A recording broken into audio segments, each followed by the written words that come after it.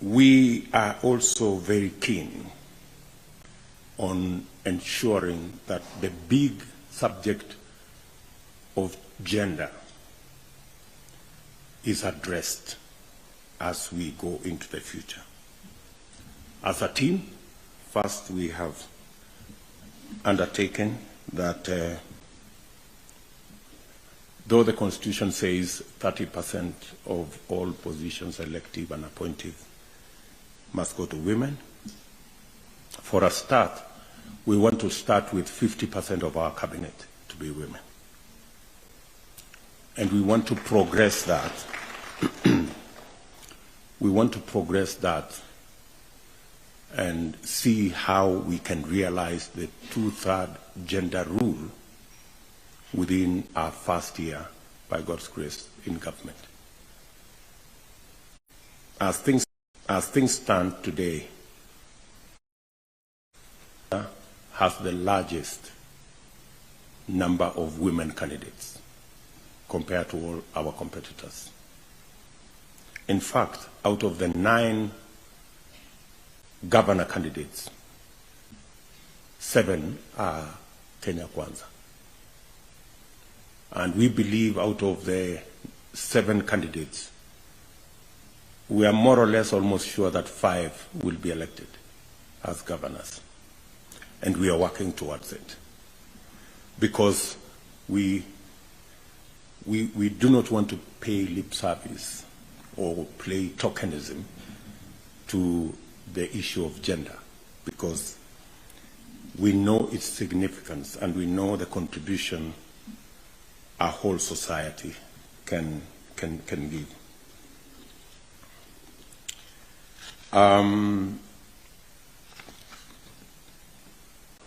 The question of integrity is of very high premium and significance to Kenya Kwanza. The fight against corruption is a fight that we must not only engage in, but we must win. It's the only way to the future. And I agree, for example, with the statements made by my boss yesterday, that corruption can be a big impediment to the development of a nation. We believe as Kenya Kwanza that the fight against corruption must be institutionalized and not personalized. It must be a fight against criminals from all shapes. It must not be weaponized against your political opponents and the people you don't like, while protecting the corrupt who are your political allies, friends, or members of your family. We are very clear in our minds that institutionalizing the fight against corruption is